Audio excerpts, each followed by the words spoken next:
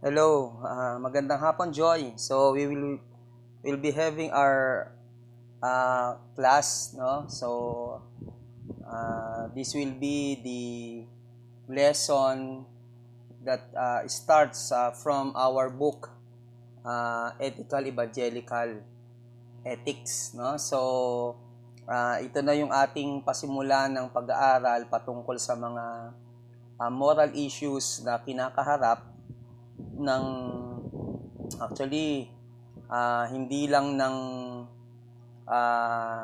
Christians, even lahat ng mga tao sa lahat ng mga kultura, sa lahat ng society. So ito yung mga problem na i-encounter ng bawat isa sa atin. Okay? So before we continue with our lecture, so let us pray to God and let us ask the Holy Spirit to be with us as uh, we study this lesson. So manalangin tayo. Diyos naming Ama na nasa langit, maraming salamat po Panginoong Diyos sa hapong ito na binigyan niyo po kami ng pagkakataon na kami po ay mag-aral Panginoong Diyos ng yung mga lesson patungkol po sa moral issues na aming kinakaharap, Panginoong Diyos. Lord, we ask, Panginoon po, na patuloy niyo po kaming gabayan sa aming pag-aaral na ito at nawa, Panginoong Diyos, ay bigyan niyo kami, Panginoon, ng karunungan na nagmumula sa iyo nang sa gayon, Panginoong Diyos, ay amin pong maihanda ang aming mga sarili sa pagharap sa mga moral issues na kasalukuyang nangyayari ngayon, Panginoon. Salamat po sa iyo, Lord God, at patuloy kang maluwalhati sa aming pag-aaral ngayong hapong ito. Sa iyo po namin maingat ibinabalik, Panginoon, ang pinakamataas na papuri at pasasalamat sa pangalan ni Jesus. Amen. Okay, so ngayon ang ating pag-aaralan is about dimension of decision making.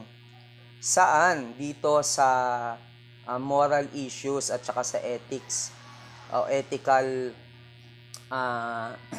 issues na meron tayo sa ating panahon ngayon. So, bakit dimension? No, ibig sabihin, pag sinabing dimension, ito yung sukatan ng ating mga hakbang. Hanggang saan tayo dapat gagawa ng tamang desisyon. Okay, so alam natin na ang ating mundo ay dumaranas ng iba't ibang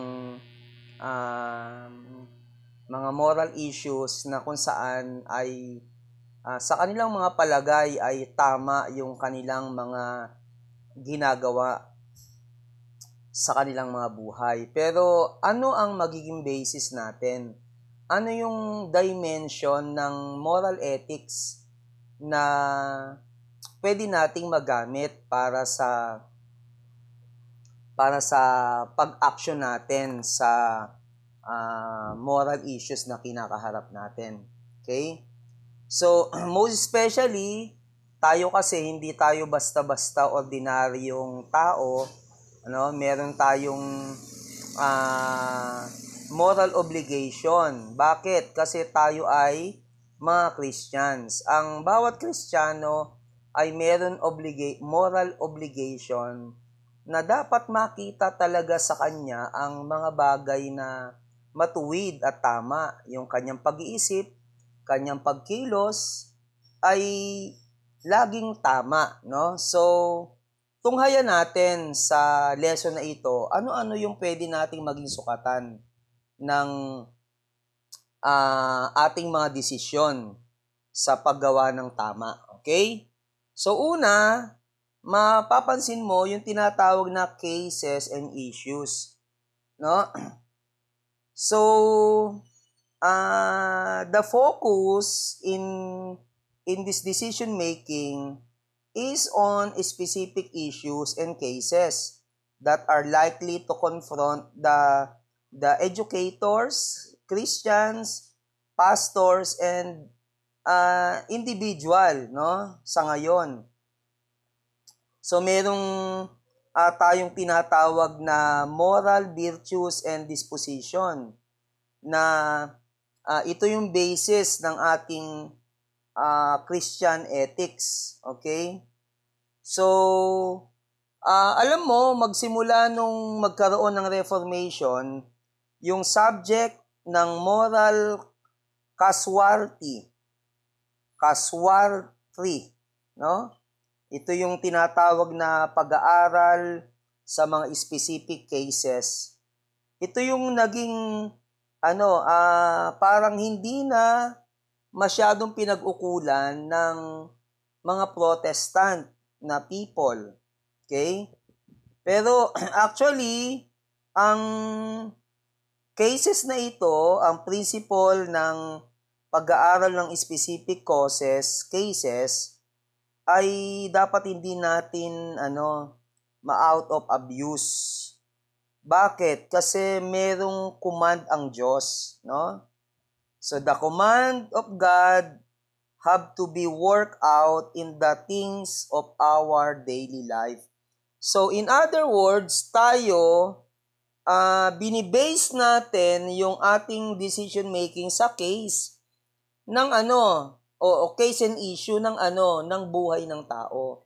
So we are trying to identify kung ito bang case na ito ay legitimate na dapat pag-usapan. So mapapansin mo na even in the Bible, hindi masyadong binigyan ng pansin ni Jesus yung case na ibinibigay ng mga scribes, mga Pharisees, no? Kasi, di ba, may mga cases, halimbawa, si Jesus, merong siyang binabato sa kanya ng mga Pharisees. In the sense, tama naman talaga, di ba? Kasi, merong basis ng pamumuhay yung mga Jewish people. Pero, pansin mo, nireject ni Jesus yon, pero kasi meron siyang maayos at tamang sagot dun sa mga issue. No? Hindi mini-minimize ni Jesus yung mga cases na pinipresent sa kanya ng mga Pariseo at saka mga Iskriba. Pero, in the sense, merong motibo lang naman doon yung mga Pariseo. No? So, kumbaga, ang basis talaga natin ngayon, are we doing things in our lives na nakabase ba sa love? No? Kasi yung obedience sa commandments ng Panginoon, nakabase sa pagiging totoo nila sa pamamagitan ng pag-ibig nila sa Diyos.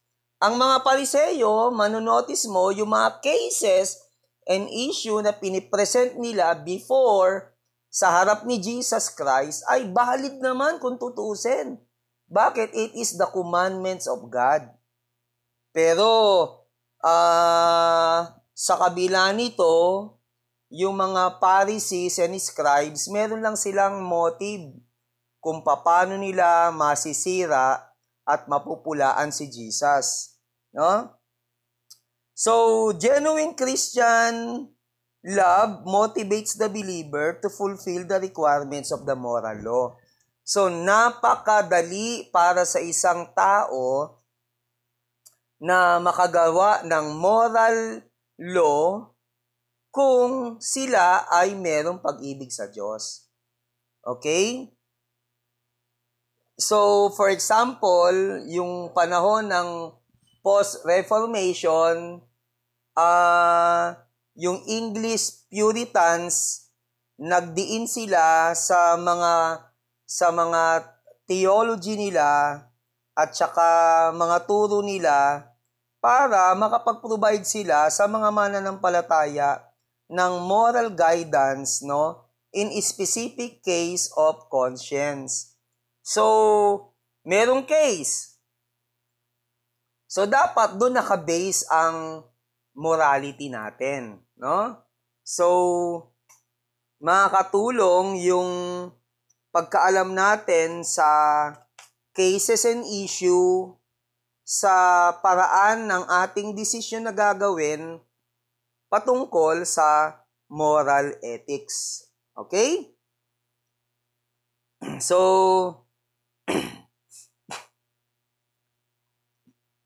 paano nagdi-decide sa morality? Dapat merong case at saka issues. Ito yung basis natin. Pangalawa, yung tinatawag na biblical authority. Okay? Biblical authority, the teaching of Scripture are the final court of appeal for ethics. Human reason, church tradition, and the natural and social sciences may aid moral reflection, but divine revelation found in the canonical scriptures of the Old and New Testament constitute the bottom line of the decision-making process. So, informed ethical reflection will carefully weigh the various words of men, both past and present, but the Word of God must cast the deciding vote. Evangelical believers or Christians that the canonical scripture are the very Word of God, the only infallible and inerrant rule of faith and practice, and consequently are the highest authority for both doctrines and moral. So how where we will base our decision in regards to moral ethics, to right things, righteous things, to correct things, to moral ethical standard, where we will base our decision. We will base our decision in the biblical authority. So, alam naman natin na ang Bible, siya ang napaka magandang basihan ng morality. Halimbawa, sa Bible, may mga salita, do not commit adultery, do not die, do not, wag mong pag-imbutan, yung mga pag-aari ng iyong kapwa. So, maganda. No? Maganda na itong mga bagay na ito na nakalagay sa Bible ay translatable sa ating present context. Magagamit mo yan. So, kaya nga, yung mga mga mambabatas natin, mga judge natin, kanino nila binibase yung kanilang moral ethics, di ba? Majority ng mga judge, may guide sila from the scripture. So, ang general biblical principle, such as the sacredness of human life made in God's image, have crucial implication for modern ethical issues not addressed implicitly in the scripture. So, meron tayong guide na human are created by God according to His image and likeness. So, doon, general issue na yon, guidance na yon, general guidance, para wag tayong pumatay, para wag tayong manakit ng kapwa, wag nating pagbuhatan ng kamay ang mga tao, di ba? So, itong mga bagay na ito, kung magdi-decide tayo na i-base ang ating ethical standard sa biblical authority, maganda maitutulong nito. Okay? So, the understanding of Christian morals being advocated, based on the biblical principle, are called to be prescriptive. Prescripted. Okay? A tradition in the history of ethics. So, according sa school of thoughts na gumagamit sa biblical authority, yung Christian ethics is to be not merely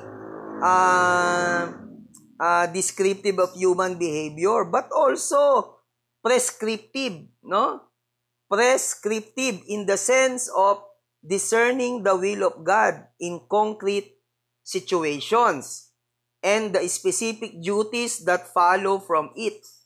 Okay, so evangelical ethics is concerned not with personal preference, no, and feelings, but with obligation that command the conscience. So kaya nga, di ba, may mga issue tayo na kinakaharap ngayon. Halimbawa, yung gay, lesbian, anong sinasabi ng Bible tungkol dito? Ina-allowed ba ng biblical authority ang mga lalaki na magkaroon ng karelasyon na kanilang kapwa lalaki rin?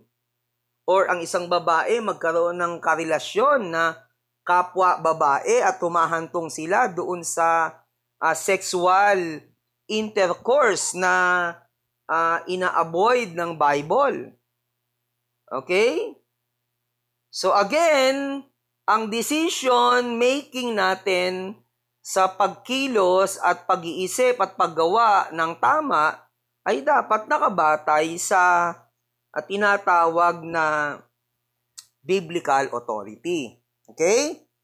So, pangatlo na pwedeng maging sukatan ng ating decision making ay yung tinatawag na empirical and deliberative elements. Yung empirical ay ito yung mga bagay na naoobserbahan. No? Yung deliberative, ito yung mga bagay na pag-uusapan. Okay? So, merong isang kilalang scholar, si Harmony Smith at si Louis Hodge, have written that there are two poles between which all Christian decision must be done. Una, the reality of God on the one hand, and yung isa, the concrete contingent situation of the actor on the other hand. No? So, iyan yun, tinatawag na human reasoning. Okay? Human reason, applying the biblical norms to concrete situation in light of the specific data at hand. No? Represent the empirical derivative dimension. Okay, so ibig sabihin, ito yung mga bagay na naoobserbahan mo na alam mong tama. Concrete. Okay? Nakabatay sa pagtanggap ng marami na tama. Okay, so ito yung tinatawag na human reason that based on the existence facts. So halimbawa, no, yung cocaine abuse, while not explicitly addressed in the Bible, is certainly consistent with the teaching that your body is the temple of the Holy Spirit and is not to be abused. Diba? Wala namang nakalagay sa Bible na huwag kang kumuha, mag-abuso huwag kang mag-drugs, huwag kang mag-cocaine, huwag kang mag-shabu. Wala naman talaga niyan, di ba, sa Bible? Pero dahil yung mga bagay na ito ay nakasira sa katawan sa pamamagitan ng tinatawag na medical ethics, na pag-aralan ito ng mga doktor, na ang mga bagay na ito ay nakakasira talaga sa katawan. So, ito yung tinatawag na empirical deliberative element sa decision making. No? So, importante ito kasi naobserbahan, na pag-aralan ng mga expert, ng mga scientists na ang halimbawa, yung paninigarilyo, wala naman sa Bible. Diba? Pero dahil merong facts na pag-aralan na ito'y makakasira sa katawan, ay talagang bawal, hindi mabuting tanggapin. This use of reason in evangelical ethics is similar to deliberation of a civil judge who, being faced with entirely new circumstances in a pending case, attempts to apply existing law in the light of precedents and all the relevant data in order to serve cause of justice.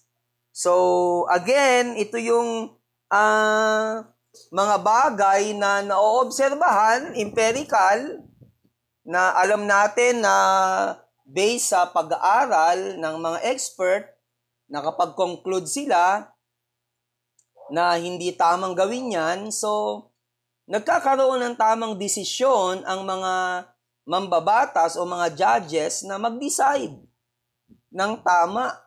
Okay? So, ganun yon. So,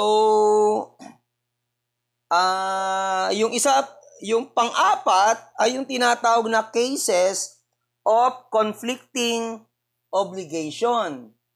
So, ang tao, kahit na hindi siya Christian, meron siyang ability na makaalam sa mga bagay na tama.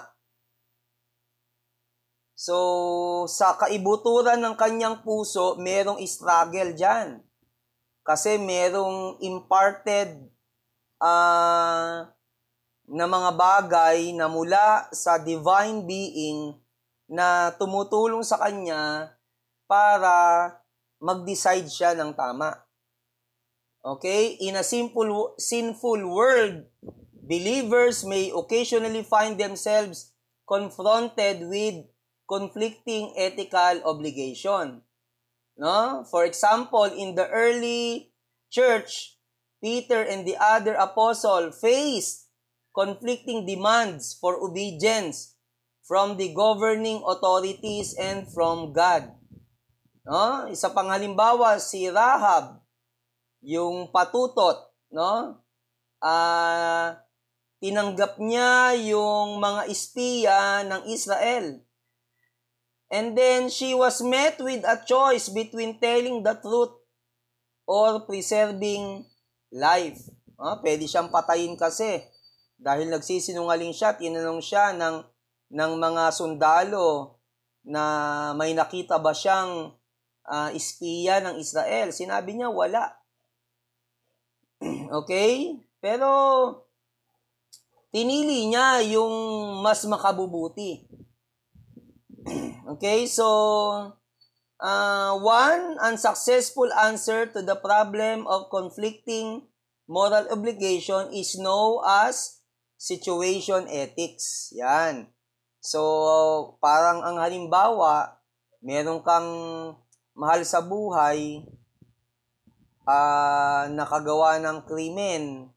Halimbawa, meron siyang nasuntok. Tapos, meron naghahanap sa kanya, gusto siyang patayin. Diba? Diba tama na isurrender mo siya. Pero,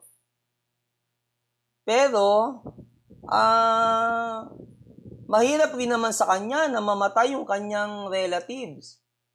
So, kaya ang gagawin niya ay kanyang ililigtas yung kanyang kapatid. Okay? So, the fundamental difficulty with the situational ethics approach, of course, is the absence of a definite criterion for what constitute a loving course of action in any given situation. So, iyon yun. Walang criterion.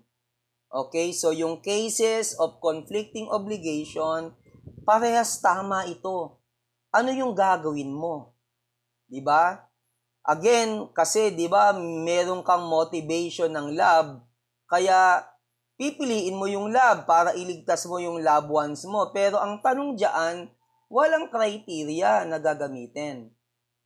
So, sabi dito, the Bible clearly indicates that human beings who possess sinful and fallen nature cannot be left to their own devices to discern the will of God. The ability to rationalize selfish desire in the name of high-sounding principle is all too real. No? So, yan yun. Wala kasing spiritual discernment. Okay? So, iyan yung cases of conflicting obligation. So, what you will going to do? What will be your course of action? No? Where will you base your ethical standard dito sa conflicting obligation? So, again, we as Christian educator, we can help people decide, no? And actually, the basis will be the Bible. Even though they can decide by their own selves, by the sense of love, yung dahil mahal nila yung kanilang kapwa. Okay? So, iyan yun, no? The Bible points the moral agent. Okay? So, iyan yun. The Bible points moral agent. Sila yung tanging makakatulong para sa tamang pagdidesisyon, para sa matuwid na pagkilos, no? So sabi pa dito, following the course of action that is well-pleasing to God may not always be easy in a sinful and fallen world.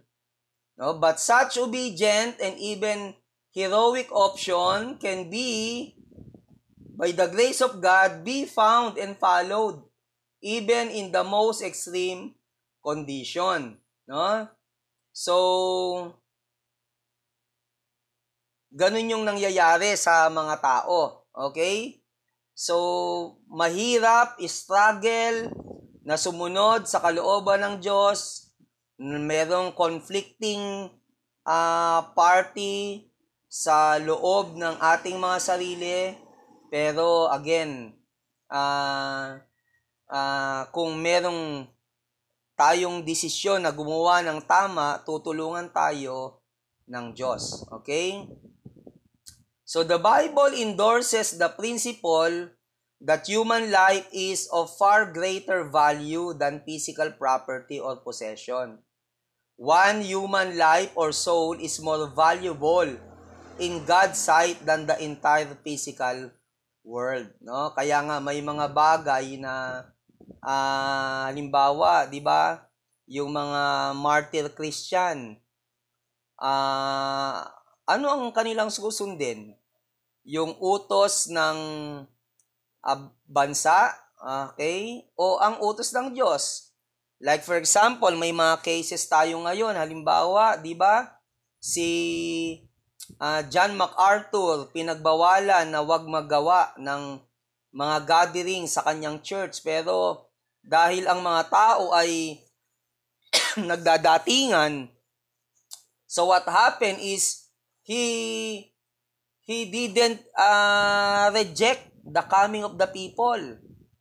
But what he did is he continuously preached the gospel. So, there is a conflicting obligation.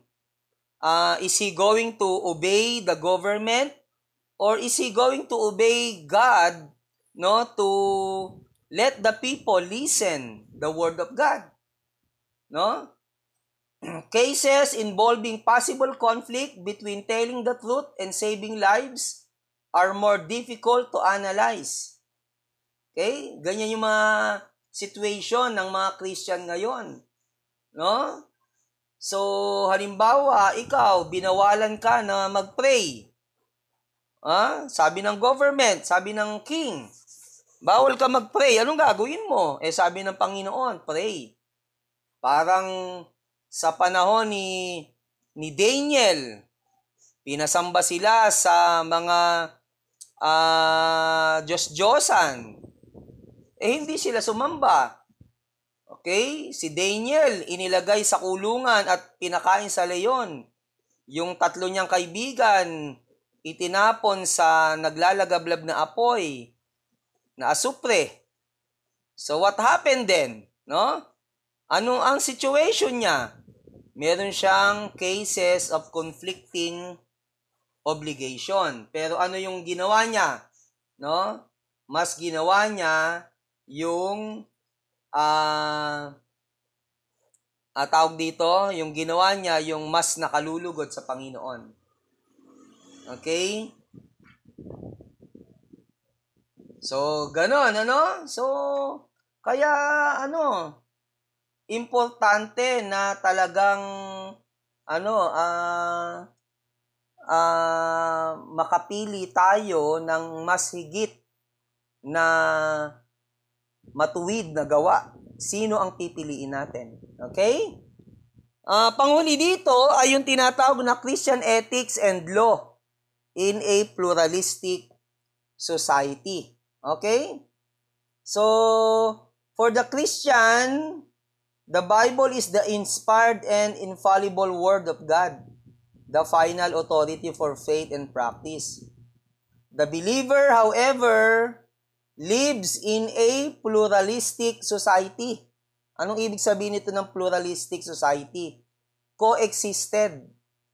Tayo ay nabubuhay sa mundong ito sa ilalim ng pamamahala ng government. Okay? Which does not officially recognize the authority of the Scripture. Halimbawa, yung minsan mga government, hindi nila ina-accept ang tawag dito, ang Scripture. Okay? To what extent should Christian attempt to have their moral conviction reflected in the law and in the public policy? Okay? What would attempts constitute an inappropriate effort to impose alien moral standard on unbeliever or those of other faith? No? For example, we believe in the law of God, the Scripture, and the government has another law. So how we will continuously live, no? So may mga cases, halimbawa, yung tinatawag na gay rights. No, we are coexisting with the society, with people who are gay, and they have rights given by the government. What will be our action? Okay?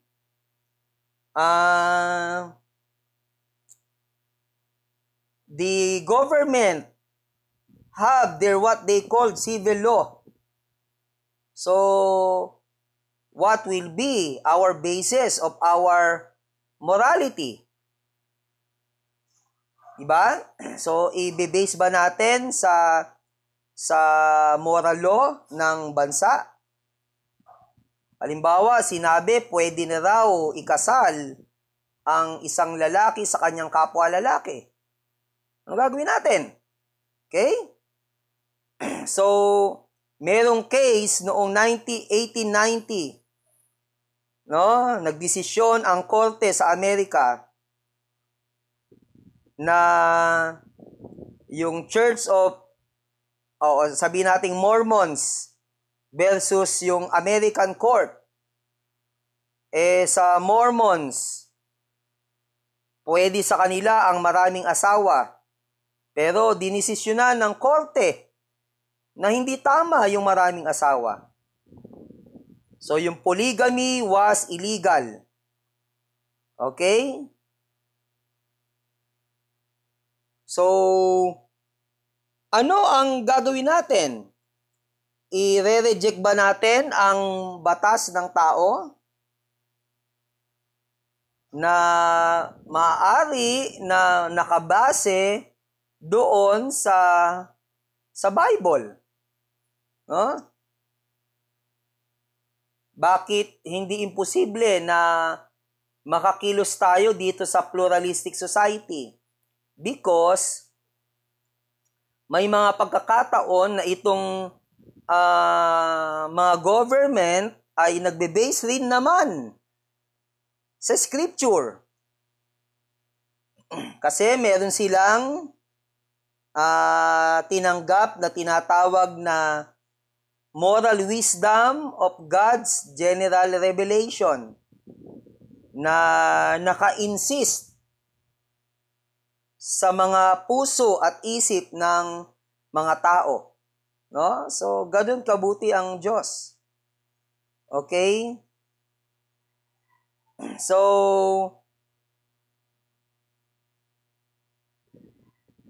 itong Christian ethics at saka law in a pluralistic society, maaaring nakakatulong sa Christianity. Meron ding another side of the coin.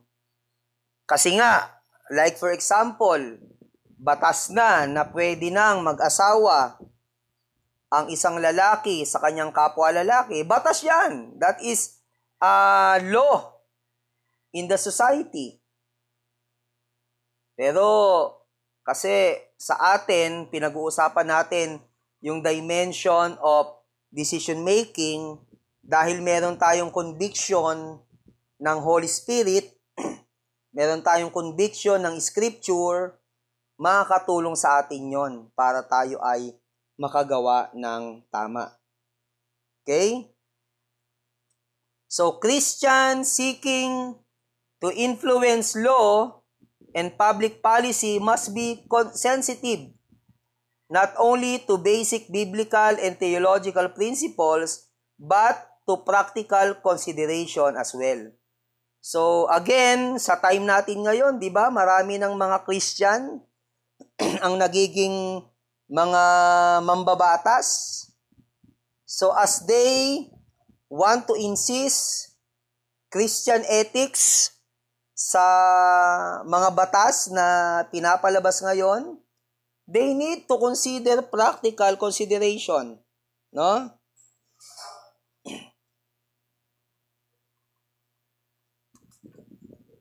So, pwede rin i-consider ng isang tao yung criterion na kilala bilang clear and present danger. Clear and present danger. Malinaw na ito ay makapagbibigay ng kapahamakan. So, pwede nating gawing criteria yon ng paggawa ng ating mga desisyon sa morality, sa ethics. Okay? So, that's why ang bagay na ito ay makakatulong, no? Para makapag-decide tayo ng tama. Kung tayo ay nais magbahagi o makibahagi sa morality ng bansa at nabigyan tayo ng opportunity na maging senador or congressman or even councilor or kahit na maging kagawad tayo ng barangay, so we can we can add, no, to the moral development of the people. Okay? So, kasi sa panahon ngayon, mababago natin ang moral law ng bansa kung may mga Christians na tutulong na mag-participate sa pagsasagawa ng mga batas. Okay?